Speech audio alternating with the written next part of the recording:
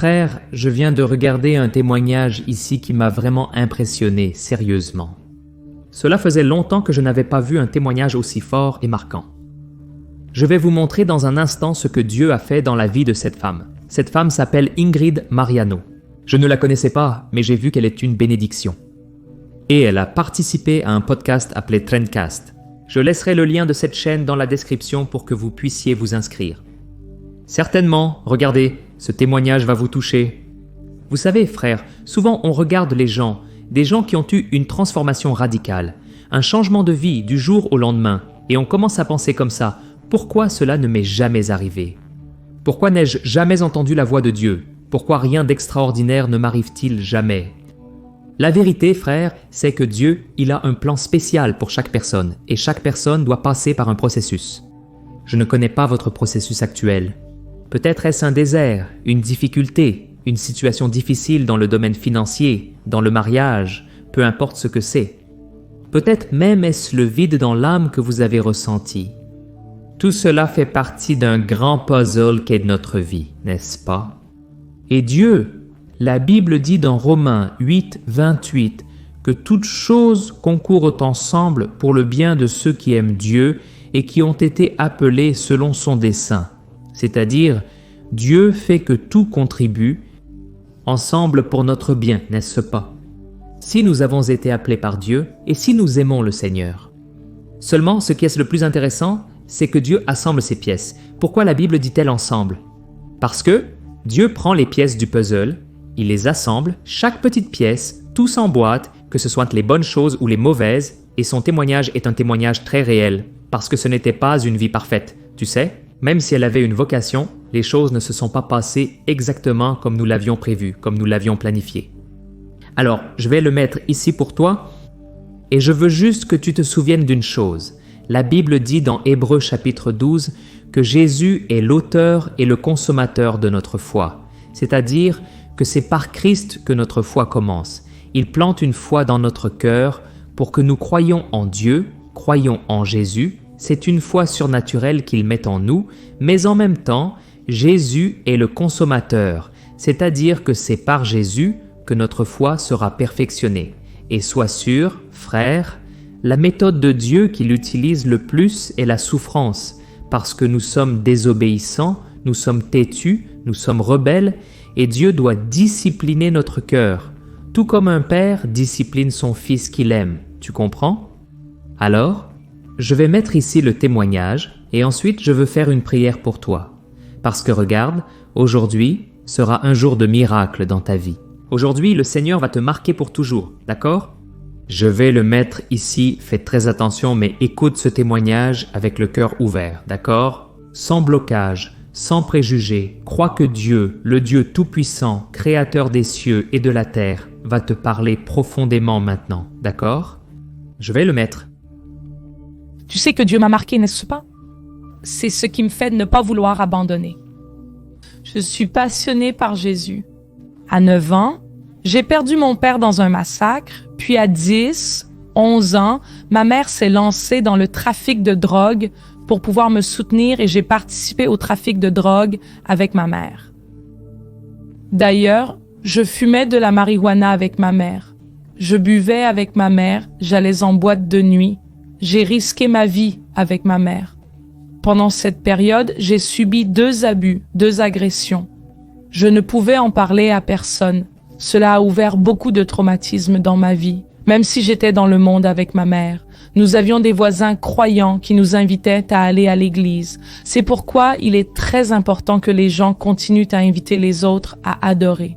Et un jour, j'ai décidé, quand je suis entrée dans cet endroit, dans cette église, chaise de banc, église simple, le groupe de louanges, Louvanie, j'ai commencé à ressentir. Peu après, le pasteur a commencé à prêcher avec une sensation très différente. Et c'était étrange pour moi à l'époque. J'ai dit, mon Dieu, qu'est-ce que c'est? Ensuite, moi, j'ai commencé à pleurer et le pasteur a commencé à parler en langue. J'ai demandé quelle langue c'était. Je veux parler cette langue. J'ai dit, ça ne vient pas de la marijuana, ça ne vient pas de la boisson, qui est l'alcool mélangé avec du lait concentré, tout ça. Ça ne vient pas de l'alcool. Et là, on a pris. Et je suis allée à la nouvelle église. Et puis, à environ 12 ans, j'ai rencontré un garçon à l'église évangélique. Je pensais qu'il serait le prince de ma vie qui allait me libérer. Tu comprends? Et c'est alors que Dieu confirmait le caractère. Il y avait des signes. J'ai réalisé que j'étais un drogué. Je fumais de la marijuana, sniffais de la farine et buvais. Je n'étais pas converti. Je suis tombée dans le péché et la fornication. Je suis tombée dans la fornication et suis tombée enceinte. À 13 ans, une enfant, je n'en parle à personne. Les gens m'ont beaucoup demandé de raconter et aujourd'hui, je me suis préparée émotionnellement pour pouvoir dire ça. Et ma grossesse était à haut risque. Le pasteur de l'époque était un parent de ce jeune homme qui nous guidait. Quand je suis allée lui parler du résultat de l'examen, je suis allée lui dire que j'étais enceinte. En tant que pasteur, je voulais un soutien parce que je me sentais sale, désobéissante, rebelle. C'est comme si ma vie était finie. Comment? 13 ans. Ce pasteur a raconté à toute la famille ce qui s'était passé. Et je me suis sentie honteuse. Et j'ai quitté l'église avec honte.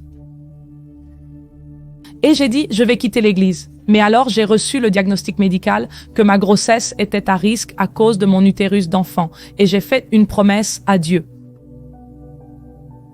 Que si mon fils naissait en vie et en bonne santé, je lui enseignerais son chemin, le chemin de Dieu pour lui.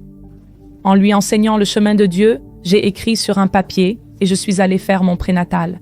Richard est né avec 4,155 kg. Déjà en train de perdre des vêtements en néonatologie. Mes 2 ans et demi se sont écoulés et j'ai oublié la promesse. Parce qu'on fait des promesses à Dieu au moment du combat, de l'épreuve, c'est quand tout va bien qu'on oublie. Et là, j'avais un appel. Alors j'avais déjà tout pour être quelqu'un de Dieu. Une improbable, parce que Dieu choisit toujours l'improbable.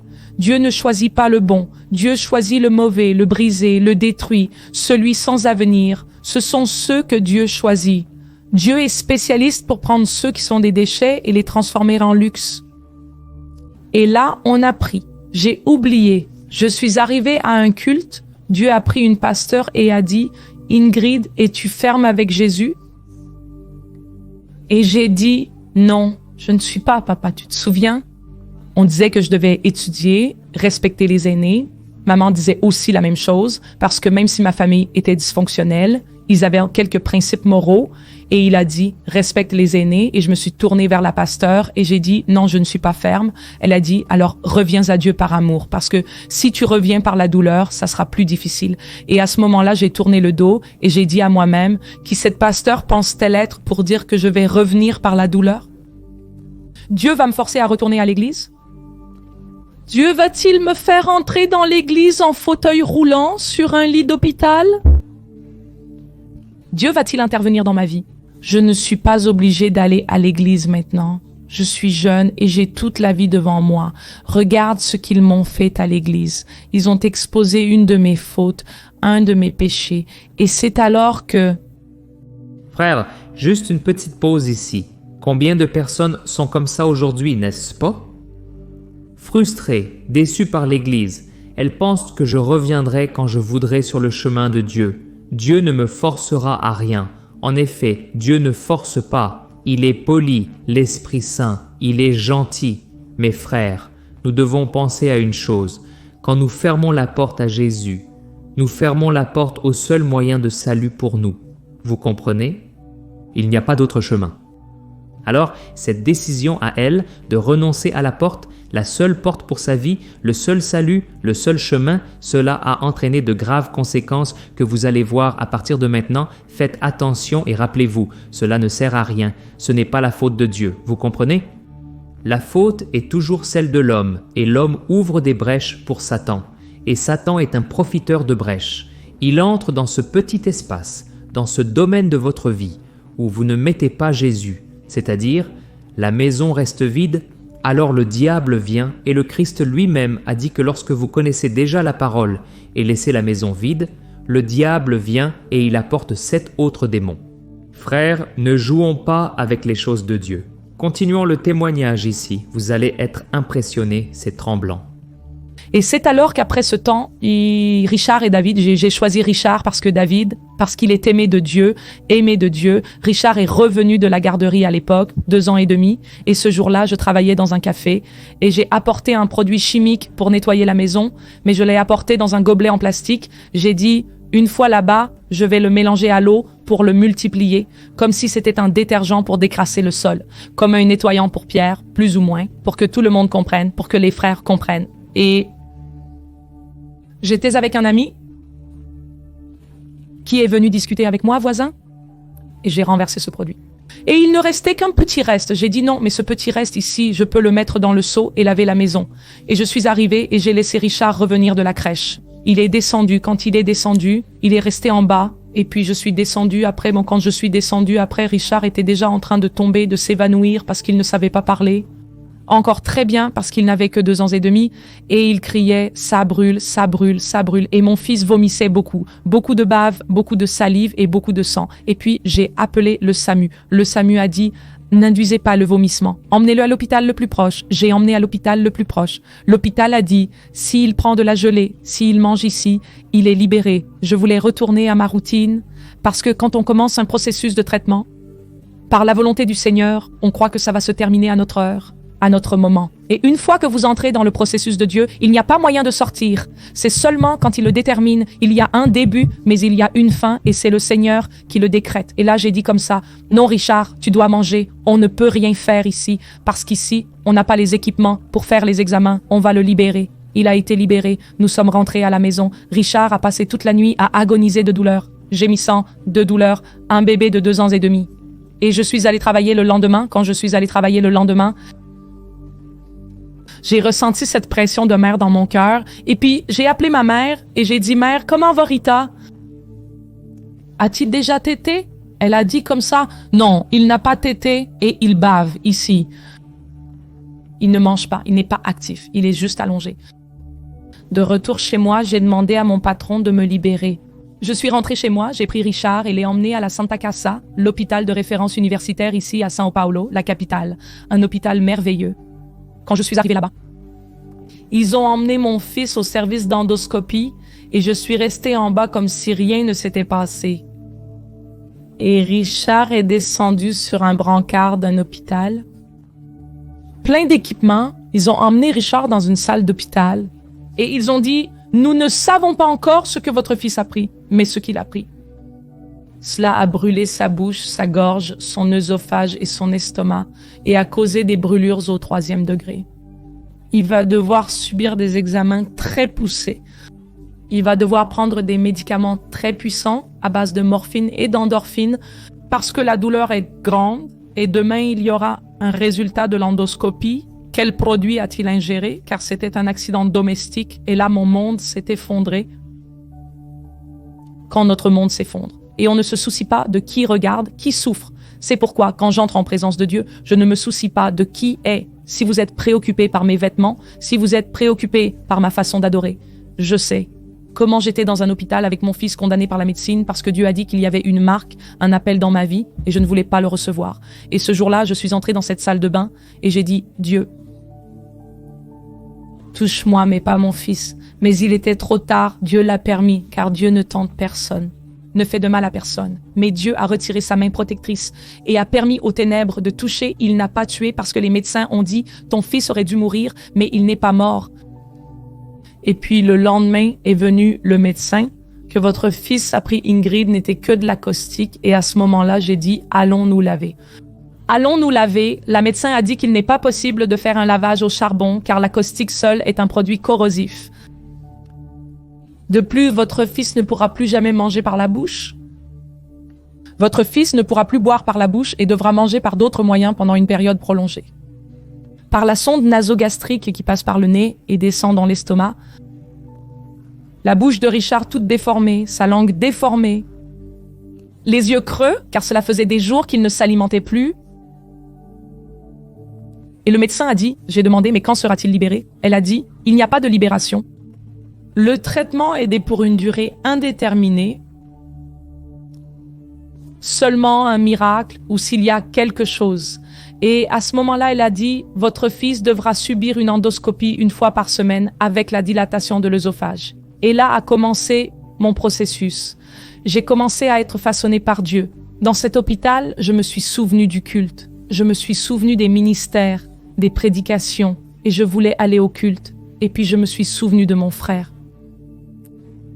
Congrégué dans une église du pasteur de l'apôtre Rodrigo Salgado, et j'ai dit, je vais y aller. J'ai dit que je ne pouvais pas sortir car personne ne pouvait garder Richard, mais une dame là-bas s'occupait de son petit-fils. J'ai demandé à une dame de garder mon fils pendant que je vais à l'église, car j'ai besoin d'entendre une parole. Et là, on a fait comme ça, elle est restée avec mon fils. J'ai dit, c'est juste le temps pour moi d'aller à l'église et de revenir. Et puis, je suis allée au culte. Quand je suis arrivée au culte, c'était encore là, à l'église administrative. Et l'apôtre prêchait et il a dit, « Hé, toi qui es entré ici. » Et le médecin a dit qu'il n'y a plus d'espoir. Il prêchait sur Lazare quand il était dans la tombe. Ainsi dit le Seigneur, « Cette situation n'est pas pour la mort, mais c'est pour que le nom du Seigneur soit glorifié. » Et j'ai commencé à pleurer. J'ai pris cette parole pour moi, mais ce processus de résurrection de la santé de mon fils, par miracle, a duré 3 ans. Bref, le temps nous manque. Cela a pris 3 ans. Richard a effectué plus de 50 endoscopies avec dilatation de l'œsophage. J'ai perdu mon travail. Tout cela très jeune, d'accord? J'avais environ 15 à 16 ans. Je ne pouvais plus travailler. Je devais finir mes études au lycée et être présente à 100% pour Richard qui venait de quitter la crèche. Comment soutenir un bébé et un ado à la fois? Mère, et à ce moment-là, c'était ma mère qui m'a donné l'un des plus grands soutiens, mon oncle qui est mort du cancer, sauvé baptisé dans un lit d'hôpital parce que j'ai dit, Dieu, tu as dit que tu allais sauver toute ma famille. Dieu a dit, sauver ne signifie pas garder en vie. Ici, dans ce plan physique, sauver, c'est garder en vie et en paix dans ce plan spirituel, mon oncle, même alcoolique. C'était lui qui achetait le lait pour Richard. C'était lui qui achetait la nourriture pour que Richard mange avec la sonde. C'était lui qui achetait les choses. Et puis je suis retournée à l'église à cause de la douleur. Comme l'a dit la pasteur. Et je priais beaucoup pour que Dieu guérisse mon fils. Et Dieu ne guérissait pas mon fils. Je me souviens une fois, assise là où nous mangions avec l'apôtre. Après les cultes, le matin, il nous préparait le déjeuner. Je n'ai jamais raconté cela à personne et si quelqu'un regarde d'Apleno, reçoit ce témoignage. Parfois, j'allais au culte le matin parce que je n'avais rien à manger à la maison. Et parfois, je quittais ma maison et traversais l'avenue à pied avec Richard dans mes bras. C'était la façon dont Jésus m'a attrapé avec l'hameçon. Je parie qu'un pasteur n'a jamais rien refusé. On s'asseyait, on mangeait et je restais pour le culte de l'après-midi. Puis je mangeais, un frère payait quelques cantines pour moi et je restais pour le culte du soir. Et Dieu ne guérissait pas. Puis un jour, l'apôtre a dit, commence à présenter la nourriture de ton fils, commence à consacrer la nourriture de ton fils, commence à remercier, parce qu'il y a eu une amélioration. Richard est sorti de la sonde et a commencé à manger de la nourriture pâteuse. Mais il s'étouffait beaucoup et c'est alors que j'ai commencé à chercher et je suis devenue ouvrière de la maison du Seigneur, sœur Marlène. À l'époque, elle a dirigé la louange de l'après-midi de la bénédiction. J'étais à la porte de l'église. Elle a dit, pourquoi tu ne viens pas nous aider l'après-midi de la bénédiction? Et puis je me suis souvenue de l'église qui m'avait exclue parce que j'étais tombée dans le péché, du frère qui avait partagé ma chute en brisant une éthique. Mais je comprends, il n'avait pas de sagesse et je lui ai pardonné et j'ai commencé à faire l'œuvre et alors j'ai arrêté de demander à Dieu de guérir mon fils. J'avais peu de moyens financiers, pour ainsi dire rien, je n'avais rien. Parfois je me rendais au culte là-bas à la Plena, et je prenais le frère et je disais « prête-moi ». Le billet coûtait 3 réés au lieu de 6. Je demandais 6 réés pour emmener mon fils. Je devais tout expliquer. C'était comme si Dieu me guidait à Val-de-Jaboc et à Peniel pour me rencontrer. Parfois, on me prêtait 10 réés au lieu de 6. Avec les 4 réés restants, je me demandais quoi faire. Vais-je le garder pour le prochain billet? Dois-je acheter un fruit et un légume pour Richard manger? Devrais-je prendre une collation pour la journée à l'hôpital? Cela a 16 ans pour 17 ans. Parfois, j'ai emprunté sans pouvoir rembourser. De nombreux frères m'ont aidé dans ces moments-là. Une fois, je suis montée dans le bus. Richard était agité à cause de l'anesthésie. J'ai déjà été victime de racisme. Et il était agité, le pauvre. Mon Dieu, un enfant qui fait une endoscopie par semaine, c'est très dur, c'est très éprouvant. Et je lui ai donné un petit jus. Quand je lui ai donné le jus, il l'a jeté et il est tombé sur une dame. La dame s'est retournée et a dit « Ta petite noire ». Et j'allais à l'hôpital avec Richard, où Jésus a pu me mener au niveau le plus bas. Pour pouvoir traiter avec moi, il m'a emmené. Tout comme il a emmené le prophète à la maison du potier, il m'a emmené. Et là, à ce moment-là, je suis allée à l'hôpital, sous l'humiliation, sans père pour me défendre, sans personne, mais je savais que la présence du Saint-Esprit était là. Quand c'était la 55e endoscopie, j'étais déjà mariée, Dieu m'a donné un mari qui m'a aimée et qui m'aime vraiment. Qui a cru en moi. Même sans savoir bien parler, se comporter, s'habiller. Je disais que c'était un homme qui allait me traiter comme une princesse. Pas celui qui va m'utiliser. Le premier nom qu'il m'a donné était princesse. Et il m'a embrassée. Et puis, je suis allée faire ma 55e endoscopie. J'ai là de l'hôtel aujourd'hui. Quand je suis arrivée, il y a eu une agitation dans le secteur de l'endoscopie de la Santa Casa. J'ai des preuves. Après, je t'envoie l'image pour que tu la mettes là. Et le rapport médical est venu avec le directeur de l'endoscopie, disant « Maman, viens ici. Tu es la mère de Richard. » J'ai dit oui. Il y avait d'autres enfants qui avaient ingéré de la soude caustique et qui étaient en traitement depuis plus de 10 ou 15 ans. Richard était en traitement depuis 3 ans. Certains avaient la bouche déformée, mais celle de Richard et sa langue sont revenues à la normale. Ils m'ont appelé en disant qu'ils ne savaient même pas ce qui s'était passé, mais c'est cicatrisé à l'intérieur.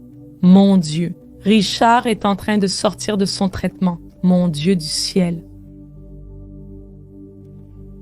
Ce jour-là, j'ai loué le Seigneur et je n'ai plus jamais quitté la présence de Dieu. Plus jamais.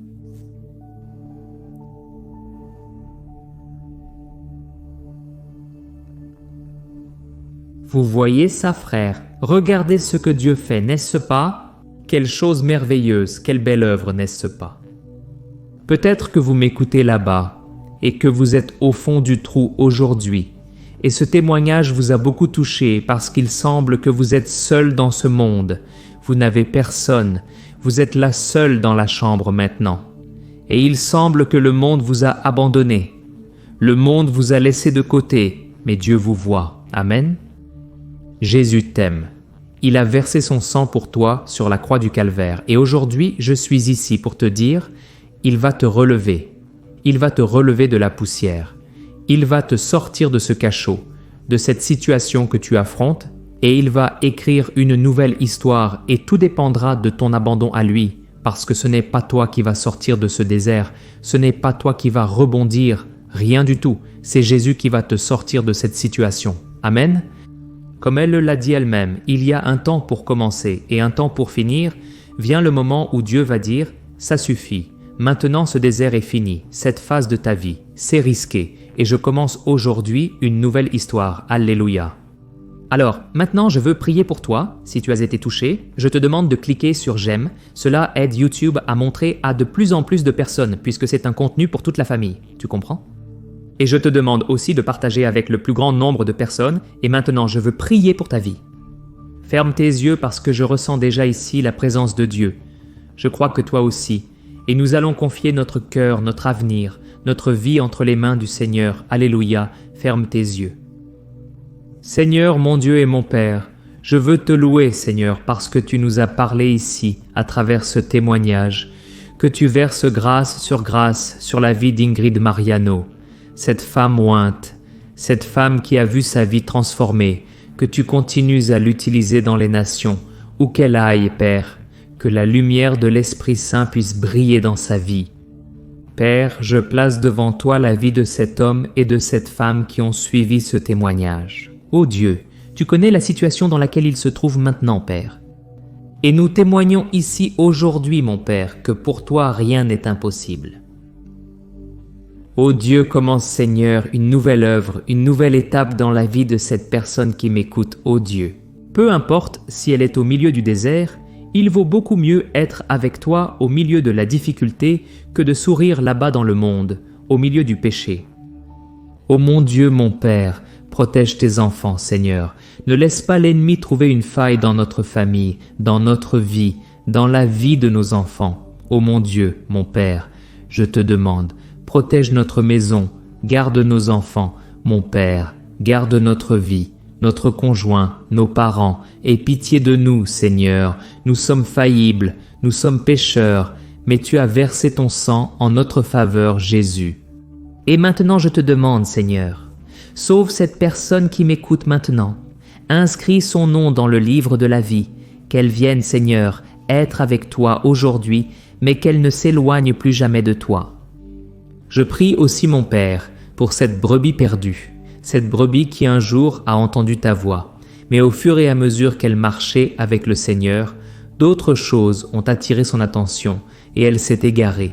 Le péché l'a distraite, ou peut-être la frustration envers l'Église, la frustration envers les gens. Père, que nous soyons tristes, fatigués, frustrés, nous reconnaissons ici maintenant que tu es fidèle, tu ne nous abandonnes jamais, tu continues à nous aimer et tu continues à croire en nous. C'est pourquoi nous te remercions et nous te confions maintenant entre tes mains. Nous confions notre avenir, notre vie et même nos problèmes. Tout est à toi, Seigneur. Tout comme tu as redressé mes chemins, tout comme tu as changé la vie de cette femme, change aussi la vie, mon Père, de chaque personne qui m'écoute maintenant. Écris une nouvelle histoire pour l'honneur et pour la gloire de ton nom, Seigneur. Au nom de Jésus que je prie et te remercie. Amen. Gloire à Dieu. Alléluia. Oh, mes bien-aimés, je crois que Dieu a entendu notre prière aujourd'hui. Je crois que Dieu va achever cette bonne œuvre qu'il a commencée dans votre vie. D'accord ? Je vous demande maintenant de faire une faveur. Cliquez ici en bas sur le bouton partager, sélectionnez WhatsApp, envoyez-le à au moins 5 à 10 personnes. Frères, ce n'est rien. Dieu peut faire un miracle dans la vie de ces personnes qui vont recevoir ce lien ici maintenant. Écrivez simplement « Regardez, Dieu a touché mon cœur pour vous envoyer ce témoignage. Cela va encourager à transformer ces vies aussi. Amen. Que Dieu te bénisse. Je t'attends donc dans la prochaine vidéo. Un gros câlin. Reste dans la paix du Seigneur.